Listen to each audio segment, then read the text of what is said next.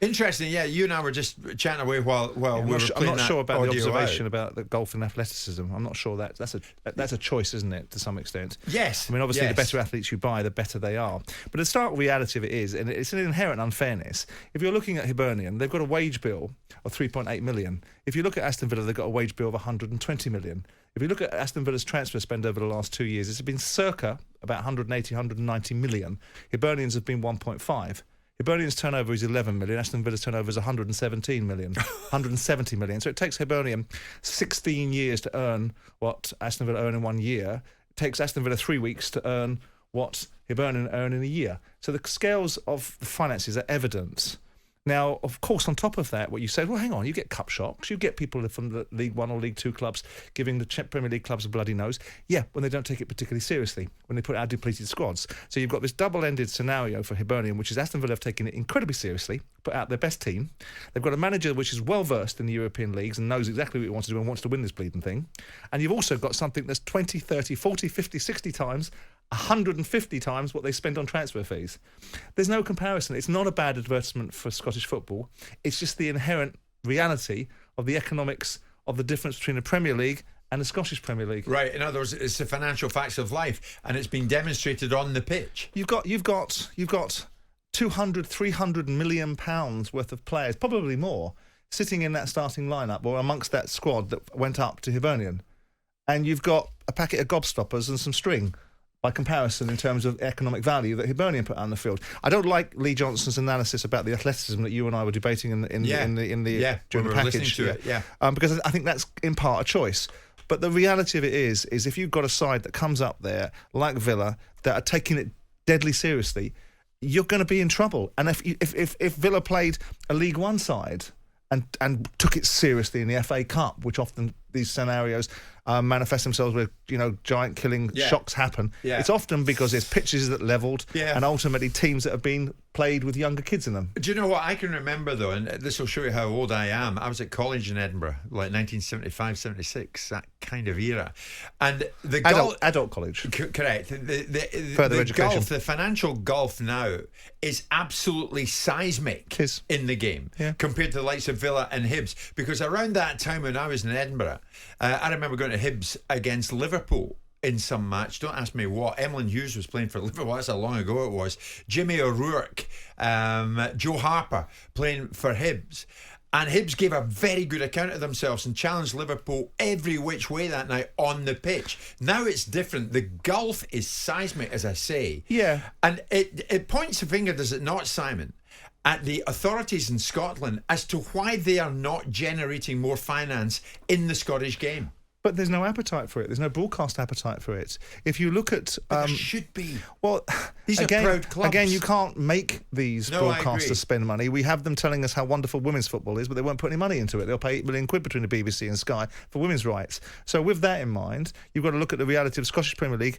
If my recollection serves me right, the entire Scottish pyramid gets £30 million a season out of broadcast rights. Now, however many clubs there is, let's say it's 40 clubs, right? One Premier League club gets that for a quarter of a season. So the entire Scottish pyramid, and the bulk of that weighting will go to the Celtic and the Rangers of the world, and even that's not very much. So what chance do you really have?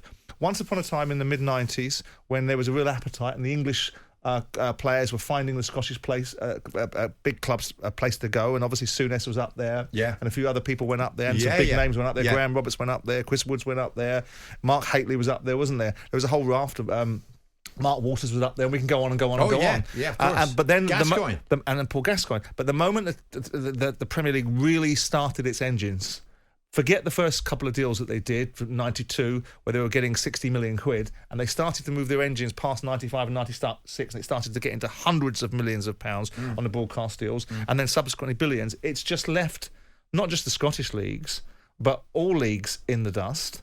But the Scottish leagues have been stark because they're part of the United Kingdom. Yeah. And so you see it more glaringly. Yeah. One of the many things you're brilliant at is seeing a financial opportunity, Simon. What would you do to generate more cash in the Scottish game? Because whatever they're doing, whatever we say this morning, we have to agree they're not doing enough because it's not effective. But there's only so many levers. Hibs is a great club. Absolutely. So is Hearts, so is Aberdeen. I mean, there's only so many levers you can pull.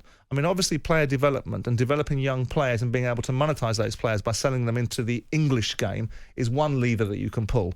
But that conveyor belt seems to have been stopped. Once upon a time, we used to see this significant deluge of Scottish players coming down. In recent years, we've seen a few. We've seen Kieran Tierney, we've seen John McGinn, we've seen a few players that have come through, and I'm sure I've missed some, and Billy Gilmore. But ultimately, you don't see that many. And back in the 70s, 80s, and probably the very beginning of the 90s, you saw a more regular flow of Scottish players. But if you look at the revenue streams that football clubs can actually generate, there's only so many. There is the commercial deals that they can do with their fans in terms of sponsorship revenues they can get on the front of their shirts and the revenues they can get from tickets.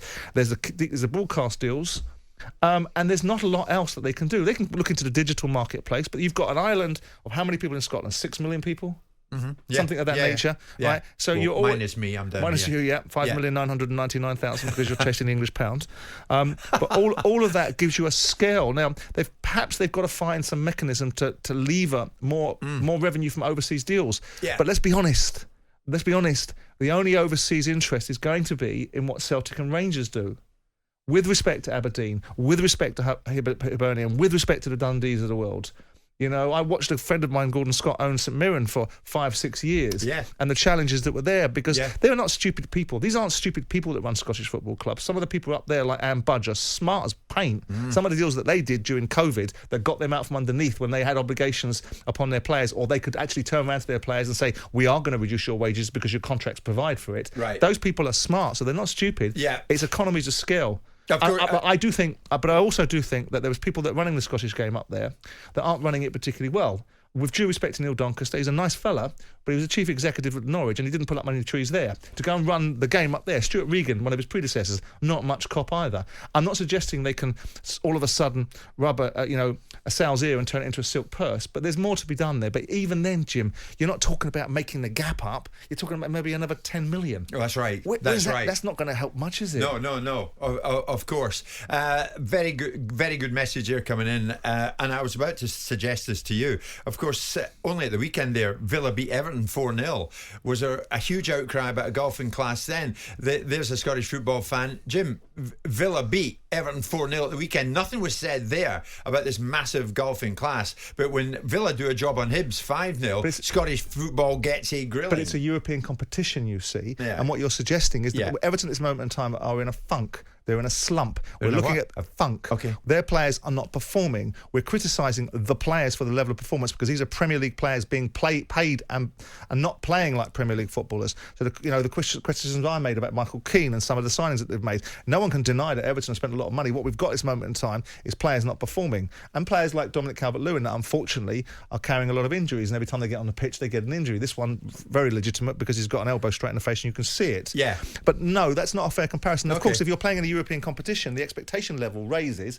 because when people hear Europe, they think, oh, elite. And then you look across the European conference and you see after. I mean, who's heard of a term called serviette? Servette, sorry. I mean, I should wipe my mouth with that one, but there we are. Serviette. Well, I mean, Lee Johnson of Hibs, he was celebrating his 500th match in management. I don't suppose he'll look back with great fondness on last night. One thing I just want to mention, I heard last night at Easter Road, Simon, Hibs fans applauded Villa off the field, which was great in itself, but of course, John McGinn was one of their own. Of course. And they made a big thing about McGinn being back on home turf last night, which was terrific to hear, and well done to the Hibs fans. For Aston Villa, I mean, 27 years without a trophy. So, regards this competition, Simon, all of a sudden this becomes extremely meaningful. Win it. Doesn't it? Win it. I mean, I have been not overly complimentary about the tournament, and I'm in good company because other people have said the same thing. I've got a European Cup winner sitting with us on Monday mornings that suggests the same thing. Yeah. But also, when you look at it and providing a pathway into the Europa League, win it. Win it. Villa, win it. Well, I like that. I like the way Unai Emery talks about that, and he did exactly that after the 5-0 thumping of Hibs. We weren't playing, being disciplined, being consistent, being serious. Of course, we could have problems, but we were speaking before the match. Always we have to respect the opponent, the competition. We have to respect in 90 minutes. If we are not being focused, we're not being consistent in our game plan, we could lose. And the mentality I want to create here is like we did tonight, was to be focused, to be disciplined, and keep consistent in 90 minutes. And we did it. And of course, for us it's very important because it's not only for the match we play tonight, and it's not only for the competition we want to do something here in conference. It's as well because I want to build a strong mentality.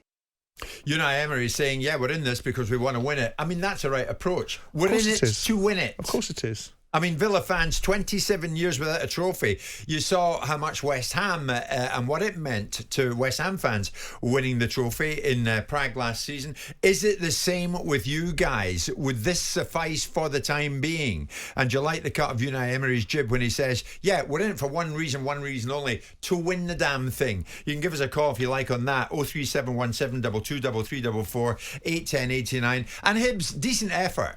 I know it was a 5-0 scoreline and it went against you. Decent effort, but how far are we from seeing the days of the likes of Aberdeen winning the Cup Winners' Cup, which is now defunct, or Dundee United? I can remember being in Gothenburg and then the hometown Dundee in the final of the UEFA Cup. How far away are we from that? In recent times, Rangers, of course, got to the UEFA Cup. Well, not the UEFA Cup final, of course, it was the Europa League final, but they lost it. There's your answer. Jim White and Simon Jordan, Monday to Thursday morning, 10 till 1. On AM, on DAB, via the talkSPORT app and on your smart speaker.